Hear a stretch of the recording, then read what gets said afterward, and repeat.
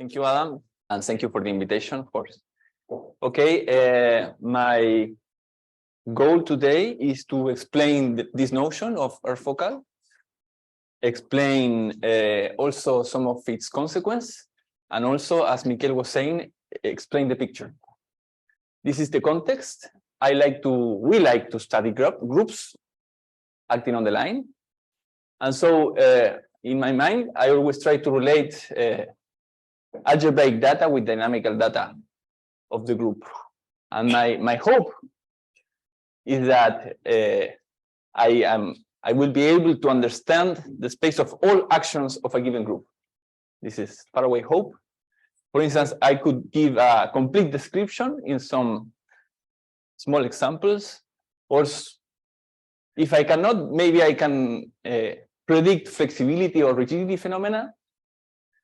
Or if I cannot, maybe I can move to try to find obstructions to smoothability. So given an action by homeos, can it be conjugate to an action by diffeos? And this is the play I like to the game I like to play. And we will assume that all actions will be without global fixed points. I will comment more on.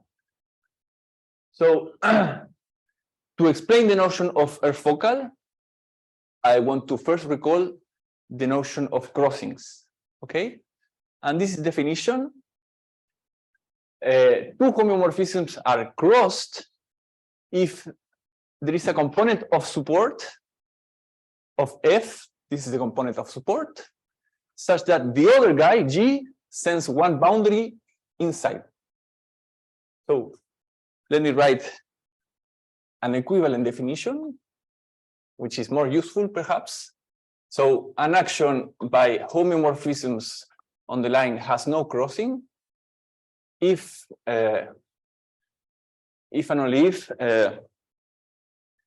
for all I in a component of support of my element F and all G in my group and all G, we have that G applied to Y intersected with Y is equal to either Y or or empty. Okay, this is the negation really of what is written there. Okay, so this is definition of action with no crossing. This is definition of action with crossings. And so this notion has many names.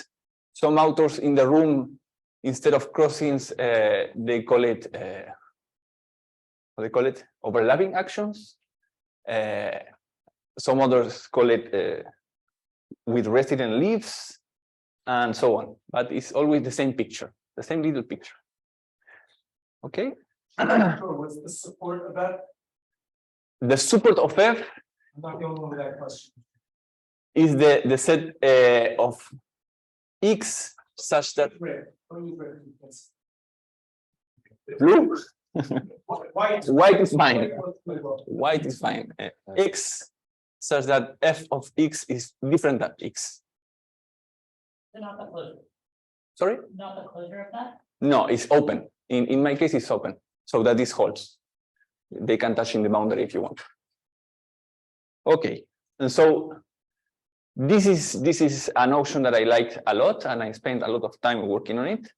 And so this is one theorem that pops out of it is a group, a finally generated group, has no crossings, then the action is semi-conjugated to an action by translation.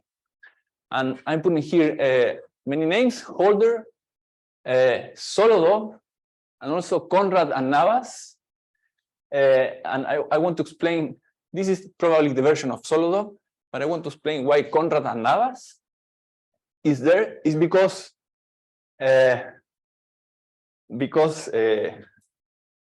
Navas realized the following. There is an embedding of G into homeo with no crossings if and only if G admits a Conradian order. And a Conradian order is an order such that I don't know if this was defined last week. If I take two positive guys, then this is funny equation. Fg squared is larger than G. This is definition of Conradian order. And so having a Conradian order, if you take the dynamical realization, you get an action without crossings. Conversely, if you have an action without crossings, you take induced orders and you obtain Conradian orders. So I want to sketch the proof of this. The key point is that when we have an action with no crossings, we have this behavior. So components of support really behave sort of like points. And so out of that, the exercise is that the set of elements with fixed points form a subgroup. This is not true in general, but it's true for action without crossings. And it's obviously normal. And so say this set of elements with fixed point is N. And now we call X the set of points which are fixed by some elements in the group.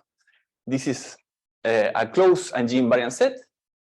And now the action of the quotient on X is a free action because I took out all the elements which were fixing some points. And so the little exercise is that this action of this quotient on X can be extended to an action on the line which is still free. The action of the quotient on X is free, and this can be extended to an action on the whole line which is free, and therefore by Holder's theorem, this is why the name is there, this extended action has to be an action by translation. This is the content of Holder's theorem. If I have a free action on the line, then it's an action by translation. And so this is opportunity to explain once again the notion of semi-conjugacy. Very quickly, here on top I have the original action, and X is this on red is the set X. And the way I think about semi-conjugacy is that I collapse all the gaps, but I still have a lot of points, so that after collapsing I still have a real line, and all the elements which were fixing some points were acting on the gaps. So here they don't act, they act trivially. Okay, so some consequence of this notion is that crossings come in three flavors. So G moves one boundary point inside, but it can be moved the whole interval on one side. It can be fixed one endpoint and move the other, or can shrink the interval. Okay, but little exercise. In any case, we can find this local picture. This is the local version of a crossings, and this is what Andres called the ping configuration. Because the ping pong configuration is a dynamical configuration that ensures free groups, while ping configuration ensures free semi-groups. It's the heart of the ping pong. And so we get this corollary. So actions without free semi-groups, for instance, nilpotent groups, they are all semi-conjugated to translations. And what I want to say this in a different way.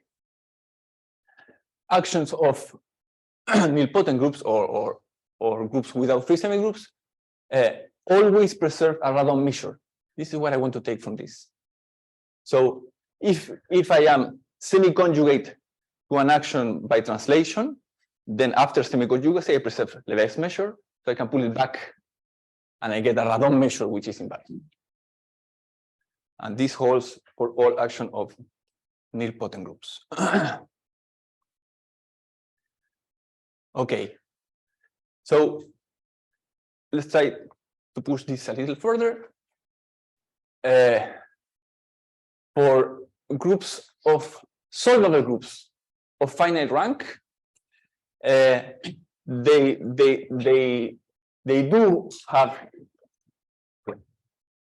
free semigroups, some of them. So the previous theorem does not hold. But this other theorem, which I like a lot, it says that a solvable group of finite rank, the rank of a solvable group, if we look at the derived series, we have abelian subgroups, and each abelian subgroup have a rank, and the rank of the solvable group is the sum of each of the factors. So if this number is finite, we say it's finite rank, and so solvable group of finite rank quasi-preserve a random measure.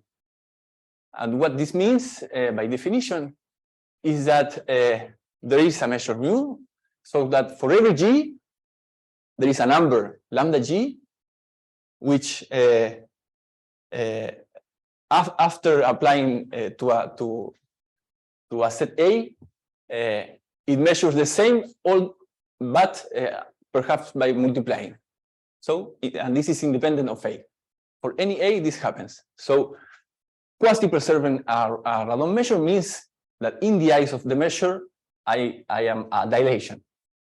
Okay, and so there are two types of elements doing this. The one for which the lambda is equal to 1, which are the ones which preserves the measure, and the other ones, which are the ones which don't preserve the measure but delays or contract the measure. And so, in the eyes of the measure, the action of this solvable group is an affine action, is implemented by dilation and something that preserves the measure that up to semiconjugacy is translation. Okay, so these two are two equivalent formulations of the same fact. So every action of a solvable group of finite rank is semi-conjugate to an affine action, and this is why, because there is a measure in the background which is quasi-preserved. And the point, the start of the story I want to tell is that this is not true in general for general solvable groups. The finite rank condition is important. And so let's give an example. So Z with Z. So Z with Z, I have two definitions there. This is, sometimes we put it like this. It's a semi-direct product of the infinite rank abelian group. So this group has is not finite rank. This is a presentation A and B. So that we see that the conjugates of B generates an infinite abelian subgroup. And I like this way of looking at this part. We'll see why in a minute. Is the polynomials in X and X inverse. And the action in this model, the action of the factor of the leading factor is multiplication by X. In this model, the action is by shifting the indices. Okay, so we have three actions of this group. In the middle one, the little b acts in a component of support of A. So when I conjugate, it will be disjoint, so they commute. And so we have the little lamp, and the lighter is pushing as a translation. This is one action. This is faithful action. We have this other action by translation, and this is because the abelianization of the group is actually Z2. And also we have a lot of affine actions. In fact, I can choose B to be the translation by 1, and A to be any dilation for any lambda.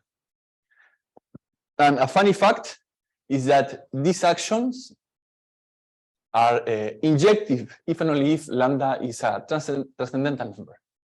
This is a funny fact.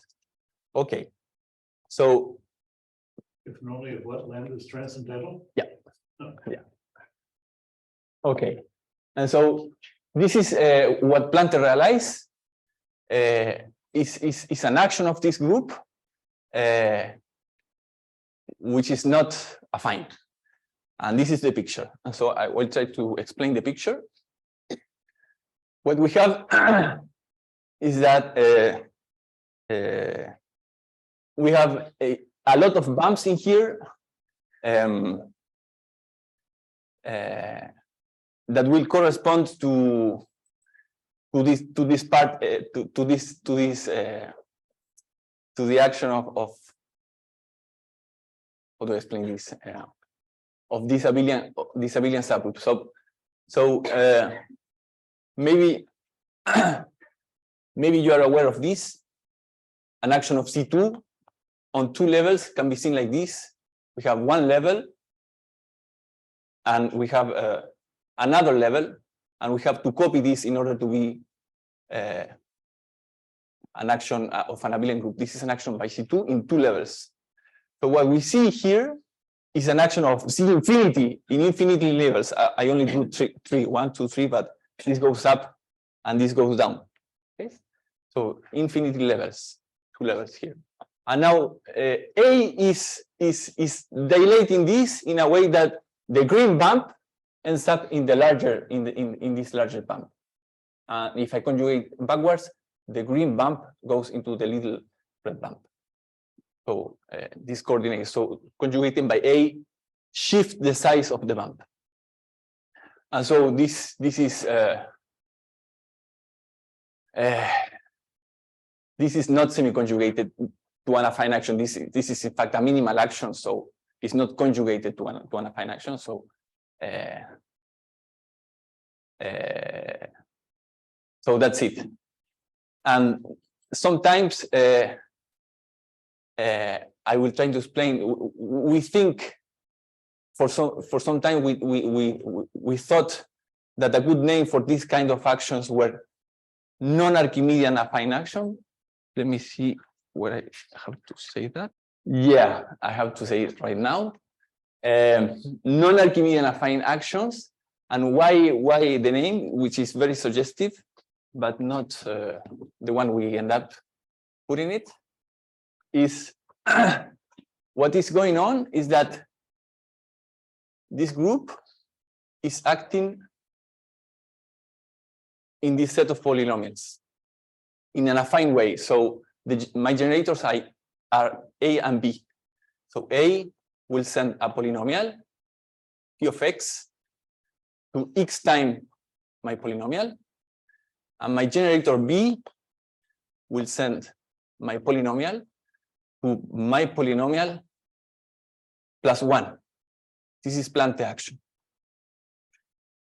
And why do I say this corresponds to that? Because if I put, sorry, I will use red, the lexicographic order here, the lexicographic order in this set of polynomials is invariant under this action. So I can consider the dynamical realization of this action, and what I end up is this picture in here. And you can see that this is really very similar to a affine action, where A takes a real number x and multiplies by lambda, and B takes a real number and adds 1. So this is really an affine action, only that not on the real line, but on a non-Archimedeanly ordered space. So this is why I put here this, but this is not always true, so we didn't keep that name. This is the definition I want to give. Action, air-focal action. So we will say that two open intervals are unlinked if they are either nested or disjoint. Now, a lamination of the real line is a closed collection of open intervals which are pairwise unlinked. And by closed, I mean each interval is open, but the collection itself is closed. If I have a limit of intervals converging to some other interval, then the limit it's also in the collection. And now, if I have a lamination, we say that a group is focal if it preserves a lamination, much in the spirit of what Harry was telling this morning. And the second condition is that for any leaf or for any interval in my lamination, there is a sequence of elements such that the iterates of my leaf increase to an exhaustion of the real line. Like in here, like the green goes there, and then goes there, and then goes there. And so I have two remarks. First is that this is the first example of an earth focal action, the Plante action. And the second condition, the second remark is that condition 2 is important. If we don't impose that, we end up with probably fixed point or something that we don't like. Okay.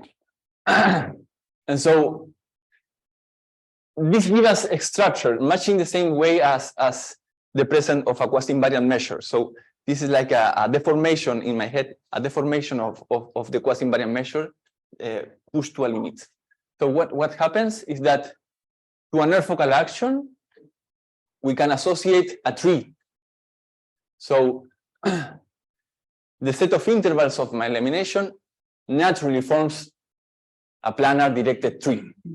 So each vertex of my tree will correspond to a leaf of my lamination, and one other vector is below if the other corresponding is inside. So contention gives us the tree structure, and it's planar because well, it is sitting inside on top of the real line. This is the real reason. And so I can look at well, I have a tree, so I can look at this is an hyperbolic space, so I can look at the boundary. And so at the boundary, there is a special point that we call the focus, which is fixed, which is the point on top. And the other points in the boundary will correspond to, we will look at them as points on the real line. And so, and here comes the important part of this picture is that I have a natural, I start with an action on the real line. So I have an action on the set of intervals that forms my lamination. And so I have an action on the tree.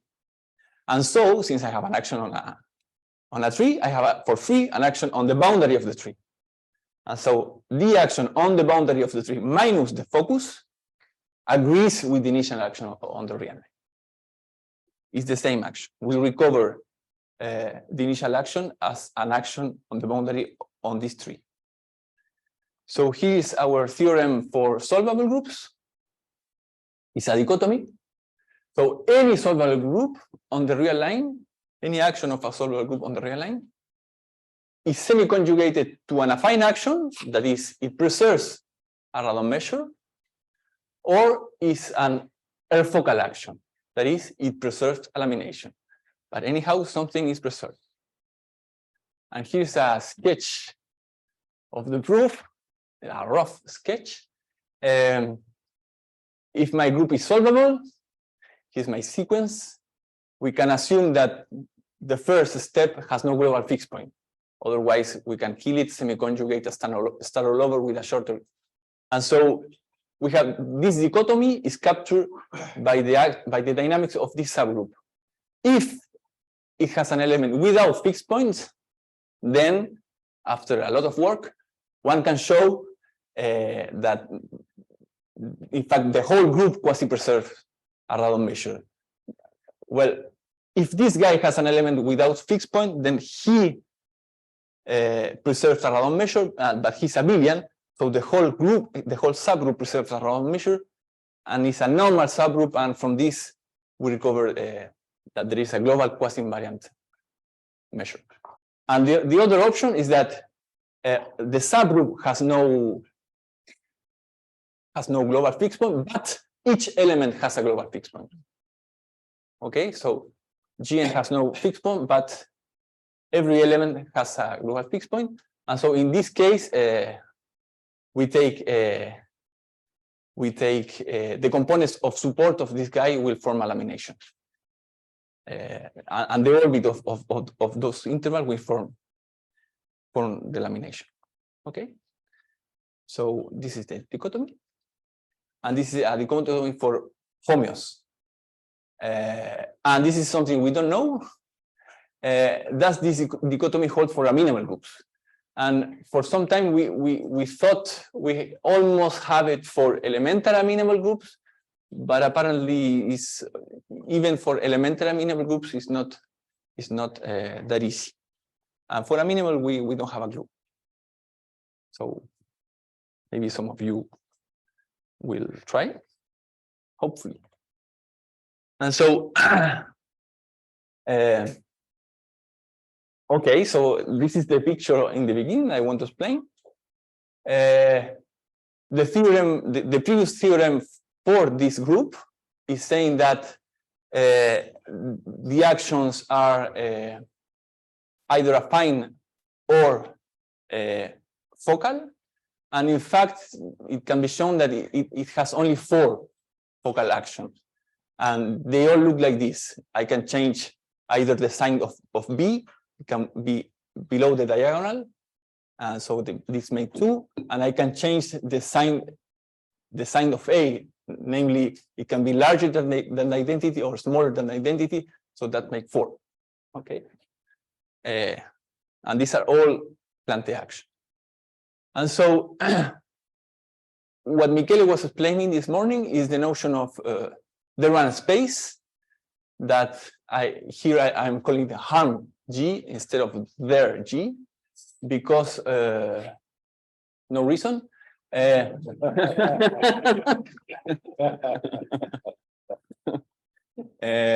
No, it's because the work of Bertrand, Victor, and Andres,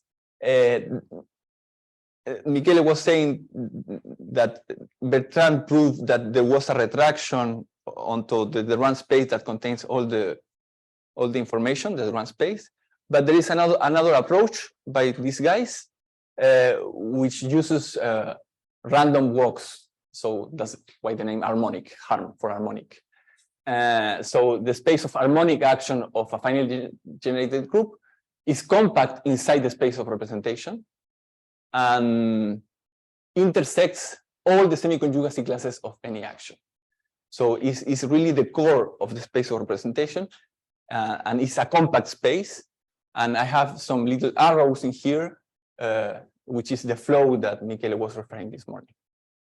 So in this picture, we had in red the abelian action. I mentioned that the abelianization of this group was Z2. So the space of action of Z2 is a circle, is a sphere of rank -1, so a circle. In green we have all the affine actions, and a cross section here will be the parameter lambda. The parameter lambda that I can move, and B is fixed, is always translated -1. And in the limit, when lambda goes to infinity, we recover this action, for instance. So, so if we look at these actions, the affine actions, when we take lambda going to infinity, B takes more and more time to catch up with iterates of A. And so in the limit, it takes infinite time. So it appears a fixed point. Okay. So in the limit, we recover this. And if lambda goes to 1, we recover that. And I don't know, the other side. Okay. But the important part is the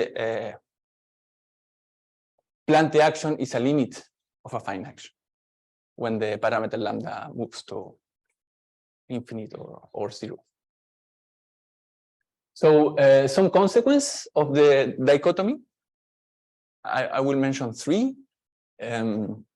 So like for this group is a linear group. The commutator is abelian. The commutator is abelian. So in general, for linear solvable groups, which are smaller class than the whole solvable group, but larger than finite rank, the set of affine representation, so the green part in this picture, is open. It's open. For instance, for series C. But this is not true in general. We have some curious, very hard examples of three-step solvable groups where the focal actions, there are many focal actions, and they mix up with the focal action can accumulate affine action. But this is not the main application. This is the main application I want to mention. From the classification by homeomorphisms, we can pull out some obstruction to smoothability. And so this is like general philosophy. If I have a representation of a finally generated solvable group on the closed interval by C1 diffeomorphisms, then the action is semi-conjugated to an affine action. So, and moreover, the semi-conjugacy is in fact a conjugacy, provided that the affine group, this one, is not abelian. So,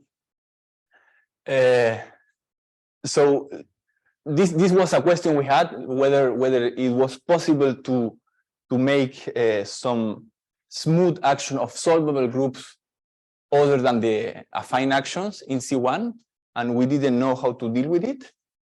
But after the classification, it's easy to deal with it. After the classification in homeos, and this is like a general philosophy.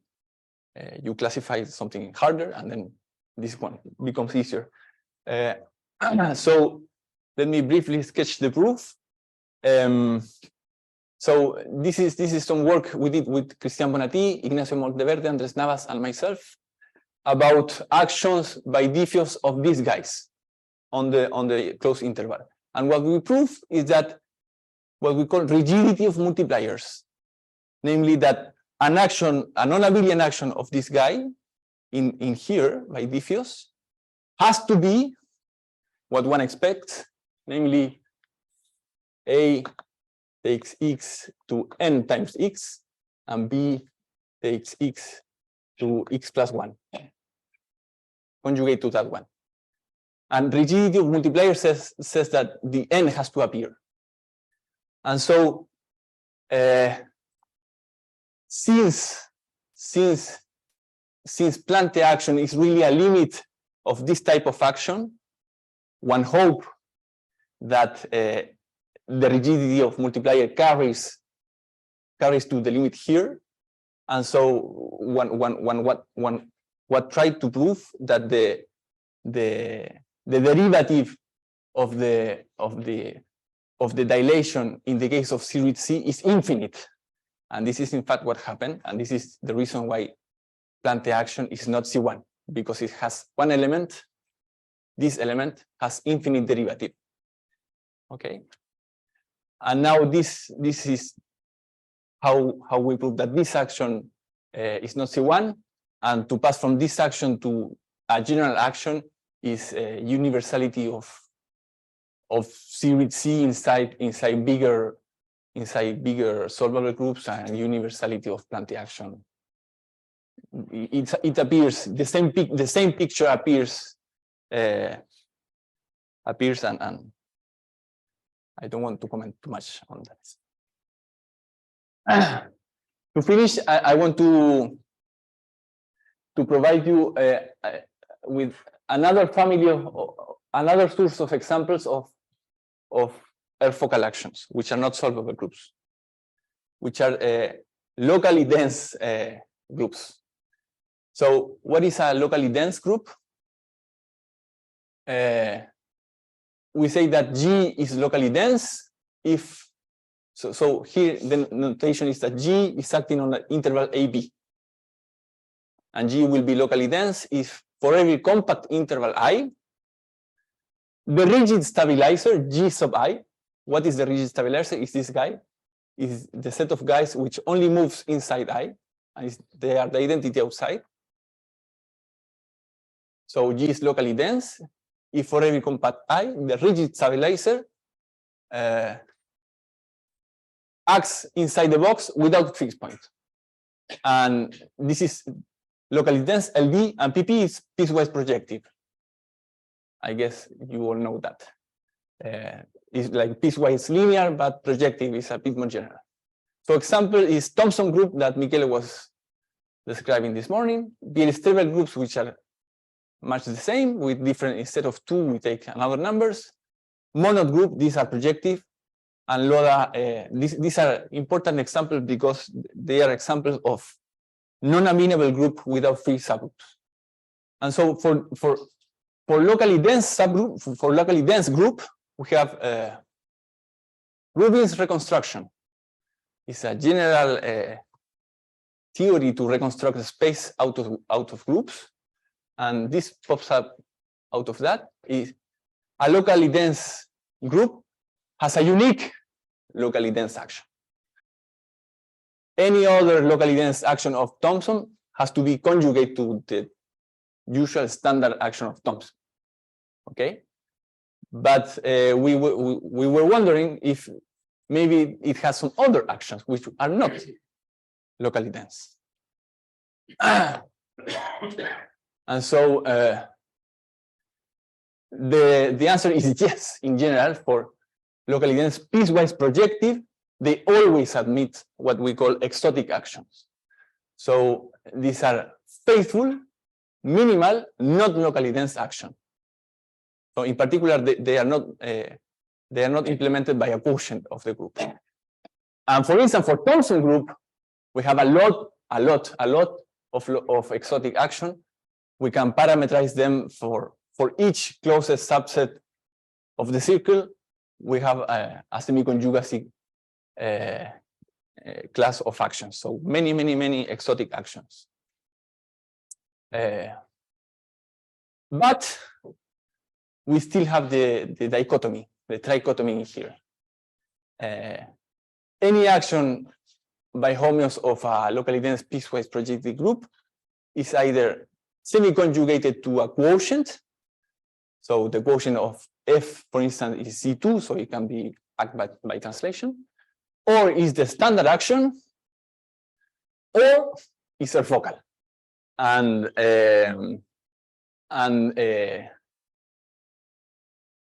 again, we can rule out the exotic action to be C1. The image, if I have an action of a local LDPP group whose image is non-abelian, and then the image has to be conjugated to the standard action. Non-abelian, yeah, it's fine. It's fine. Has to be conjugated to the standard action. So non-abelians rule out this part, and has to be conjugated to a standard action, rule out this part, so we only stand with this. And this picture in here is again the Durand space of Thomson. Again, the abelianization is C2, so we have a circle of action by translation. We have the two standard actions there, and all the exotic action are these guys in here. And I went a bit too quick. That's it. Yes. Can you say more about what you mean by the rigidity of the desire to the box Sure. So in my mind, I always change between 0, 1 and 0, 1 and the real line. The three are the same for me. So when I say this, I am thinking formally on the real line, but really I want to understand it here. So how do we look? How this looks? We have the interval 1, 0, the translation looks like this. This is B. And the dilation, multiplication by 2, for instance, it looks like this. And the rigidity of multipliers says that if you look at the derivative of A at 0, no, not 0. Let's put -1 here. At 0, it has to be, if AB is bounded like solitary 1n, the derivative at 0 has to be n. Okay, let's take the speaker again.